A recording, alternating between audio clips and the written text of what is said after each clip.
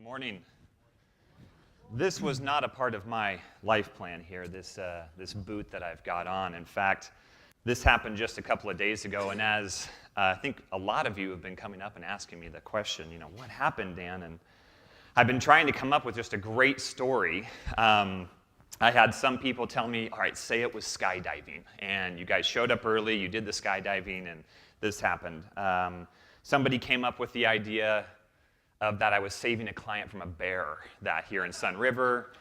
The truth of it is, Daniel Harkavy pushed me down. I was winning in the Building Champions Team Olympics, and he just, if you know Daniel, he's very competitive. He's a high D on the disc.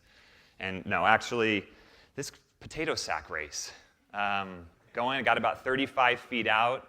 I was the very first person on my team, lifted up the bag to go around the cone, turned the ankle, came crashing down on it, went to the ER, got it. So no break, just a sprain. But that's how life planning can be sometimes, right? We think we have all these plans, all these things that we want to achieve, and sometimes we get pushback from our clients, and they're like, I don't know what the future holds. How can I plan for it? How can you say go out and create a life plan when markets shift, when clients come in and change their mind because they found a better price for our product or service and they decide to go with someone else, and I was counting on that paycheck. So I tell them, life planning isn't about having it all dialed in and figured out. That's not what this process and this day is all about. Life planning is about going deep and articulating the desires of your heart so that you know that when you do face those challenging times, when you are working hard and you have those moments where you feel like you want to quit and you're frustrated and you want to give up, that you can go back to your life plan and say, all right, this is why I'm doing this. This is what this is all about. That's what I had to do actually on the other night when this happened. In a total moment of transparency here, I was lying in bed and I was pissed, to be honest. I was ticked off that this happened to me. I wanted to be standing up here and be able to move around the stage. I wanted to be able to be connecting with my clients that are here. I have 2 breakouts that I'm doing, and I'm laying there in bed with a swollen ankle up on 2 pillows saying, this is not what I had planned for the experience. This is not all my hard work that I've been put into it. And I'm just asking, God, why is this happening? Right? And then I remembered that it has nothing to do with my foot. This has actually caused me to have more conversations with people than probably had I not had it on, because I've got people coming up to me saying, hey, what happened? Are you okay? I've met more people that have said, oh, I did that, 3 weeks ago. I did that last summer. I've got a boot just like that. And so you just got to kind of roll with it. And I had to go back to my own personal life plan. And I had to remember that, my career account is about connecting with people. And it's about living a life of purpose around helping people grow and develop. And it has nothing to do with whether I could walk. I could be on crutches. I could be in a wheelchair. I could be in a boot that I've got to pump up every morning to, go tight around my ankle. So today is about us really discovering the desires of our heart and where we want to go. And I love seeing that video with Josh and him talking about his story, because I think that video sort of reveals a common theme in all of our lives. And I think if we were to try and find a common denominator between all of us, it'd be pretty tough. We've got, different titles on our business cards. We work in different industries. We work for different companies. Some of us have kids. Some of us are grandparents. Some of us are divorced. Some of us are married. It'd be hard to find one thing that we all share in common. But I think we do find that common theme, that common denominator, in all of us having the desire to live a life of purpose and to live our lives intentionally. And I think life planning is an awesome way for us to fulfill that desire. So this morning, I just want to share with you my experience with life planning, and I want to share with you also my experience with the guy that's going to follow me, Donald Miller. and I had a chance to attend some things, some workshops that he did. I had a chance to read his book, and it really had an impact on me and my life. And so I just want to share that with you today. Life planning for me began back in 2005. I was a real estate broker, and I had had a very successful career, been 6 years in sales, and I had just been promoted to be a branch manager. And if you remember 2005, that was a pretty doggone good year in real estate and the lending industry. I was taking over a branch that had about 45 agents. We were in a town of 18,000 people, and we were closing around 900 purchase transactions a year in this small office. We were taking around 1,200 listings. Opportunity was just abounding. I mean, there were so many things that we were doing. We were recruiting, we were growing, and I was just pumped about this opportunity to be a branch manager. At the same time, I had a young family at home. I had 2 kids under the age of 3.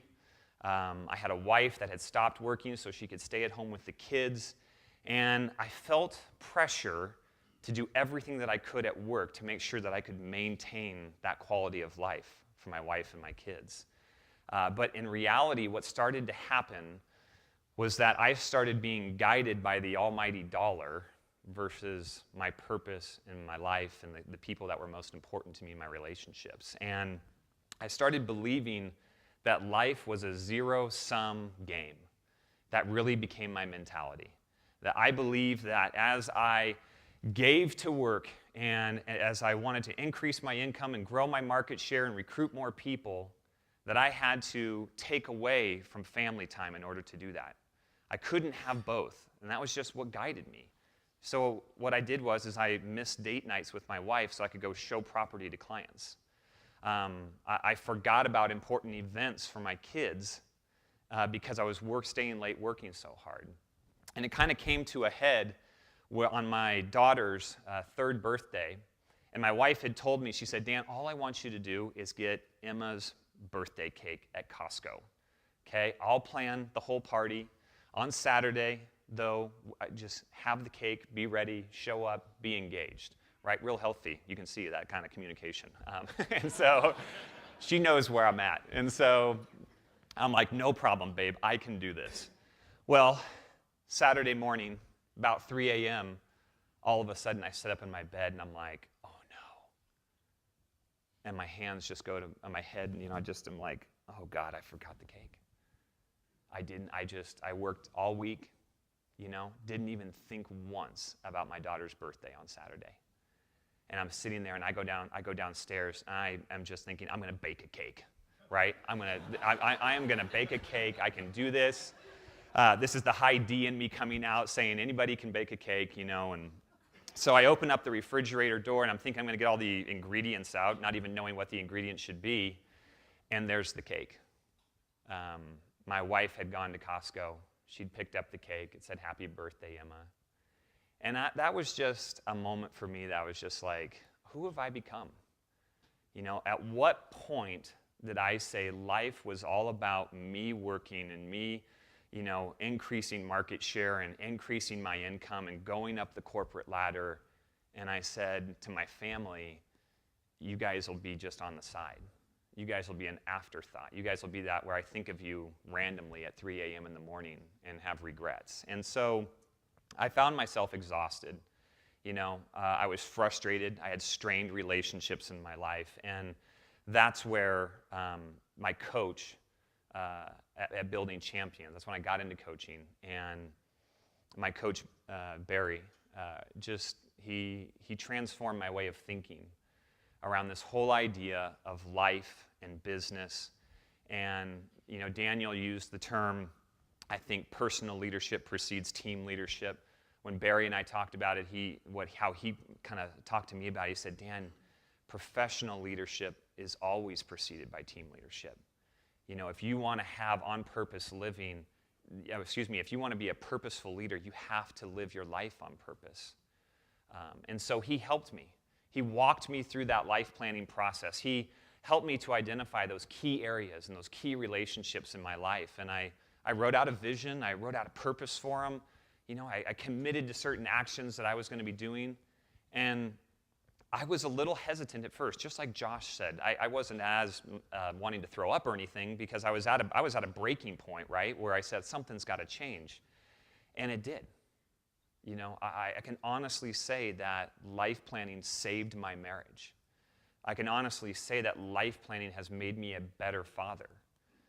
It's made me a stronger person in my faith, in my health, because I took the time to say, my life has to be my foundation. Who I am as a person in my heart, my faith, my values, that is my foundation. My work is not my foundation. I'm not going to find my significance and my purpose in work. I need to find out where that is, and I need to then build my job on top of that and use my life and those relationships as my foundation. And it's funny, Josh mentioned the same thing that I'm going to mention, is that as I started to become more successful in life, my leadership at the office changed. People started coming up to me going, "Hey, Dan, things are different. I noticed that you're leaving the office earlier. I noticed I saw, on Facebook that you were going to your kids' soccer games, and instead of posting something on sales leadership and how to be a great salesperson. Not that those things are bad, but no one ever saw me talk about my family. They always saw me talking about work. And so what happened was people started coming up to me and saying, "Hey, I want that.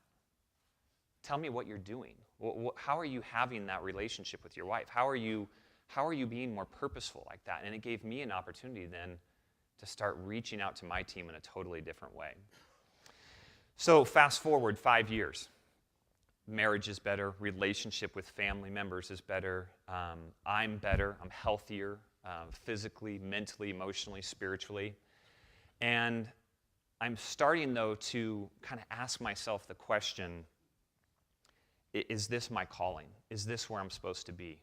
James mentioned dreams last night. I started having a dream. This dream started coming up within me, just saying, I love the coaching opportunities that I have with my team members.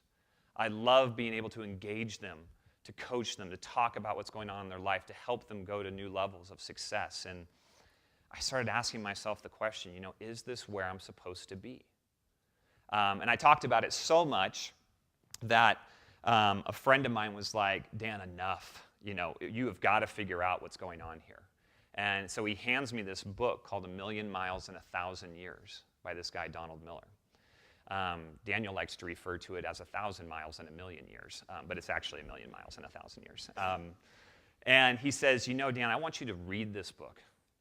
I want you also to attend Storyline. In fact, I've actually paid for this conference where Donald Miller is going to be talking. We're going to go to this because I'm tired of hearing you just talk about your dreams and never do anything about it. One of those awesome friends that can speak into your life like that. So I go to Storyline, and Donald starts talking about how our past, our present, and our future, all of these challenges, all these conflicts that we've had, the successes that we've had, the relationships that we've had that have been good and bad, we've had all these ups and downs in our life, all of that plays into the story of our life. And all of that plays into us being either a kind of just a common lead character in a story that people are like, "Oh yeah, that's a nice story." Or you could choose to be a great lead character. You could be the lead character that movies are made out of. You could be a lead character in a story that people want to retell. And so I'm sitting there and I'm listening to him, and I'm realizing he's speaking right to my heart. I'm realizing that my desire, my dream to be a coach is really going to be the story of my life. And I've got to start pursuing that. And so I kind of have one of those, oh, great, now what am I going to do? I've got, this great paying job. I've got a salary. I've got profit sharing. I've got bonuses on the production. But I've identified this new calling. I've finally identified this dream that I want to go after. What am I going to do? And it's kind of one of those moments when I look back and I'm like, this is like one of those moments in a movie or a story where you're like, okay, what's the lead character going to do? They've been faced with a challenge. Are they going to rise up to that challenge? Are they going to embrace it? Are they going to go for it? Or are they just going to sit back, and they're just going to say, I'm going to just go with the good life? But the quote that kept going through my head when I came home from Donald's conference was from Thoreau, where he said, most men live lives of quiet desperation and go to the grave with a song still in their heart. And I just kept thinking about that, going, I don't want to go to the grave with a song still in my heart. I don't want to go to the grave saying, oh man, I had a dream, and I wish I would have pursued it. I wish I would have taken the time to go after what I always wanted to do. That's not a story I want to tell my son. Hey son, your dad had a dream, but he just never had the guts to go for it. And I knew that I could have a good story. Don't get me wrong, right? I had a good life. I had a good story, but I had to keep coming back to myself saying, did I want to have a great story? Did I want to have a story that was worth being retold? So for me, I burned the boats. I took ownership of my story. And I really began just pursuing my calling with passion. I started coaching people in my office. I started getting training on coaching. I worked with Building Champions to equip me to become a better coach, while at the same time saying, I want to be a coach. I redid my life plan. I redid my vision. And I said, that is where I'm going after. That is going to be the great story of my life, is me becoming a coach, because I want to do that full time. I want to help people. I want to engage them and help them grow. And about 2 years ago, I got to realize that dream. When I got a call from Barry and Daniel, and they said, hey, we need somebody. We need a coach. We need a coach that can step in immediately, that has experience, that has taken the time to equip themselves to be a coach. And we need you to jump in. We're ready if you are. And it was a dream come true for me. But I would not be able to say that I was able to do that. I would not be here today if I hadn't taken this day seriously. Life planning. That's where it started. It started with me being told by my coach, you've got to go through this process. Take this seriously. Don't just skim through it. Life planning, going to Storyline, where I listened to Donald Miller talk about story and the story of my life and being a lead character that was worthy of being retold by other people. And I wouldn't be here if it wasn't for my good friends at Building Champions and the coaching relationship that I have. So today, it's my hope that you guys will just embrace today. Just like Bill said, just like James said last night, it's all about dreaming big today. For some of you, it's going to be one account. You've done your life plan. You're going to go back to an account that you know needs to be maybe rewritten. It's an account that maybe is starting to falter just a little bit, and you've got to pour into it again. For others, this is going to be the very first time that you do this. You're nervous. You hear me talking about it. You've heard James. You've heard Bill. You're going to hear Donald talk about it, and you're unsure. Just don't try and figure it all out. Just go out and experience it. Just go out and do it. My hope is that Donald's message today really touches your heart, and that you understand how life planning can help you to live a more purposeful and intentional life. You guys all have within you a great story. Make it one that others want to tell. Be a great lead character. Please help me welcome Donald Miller to the stage.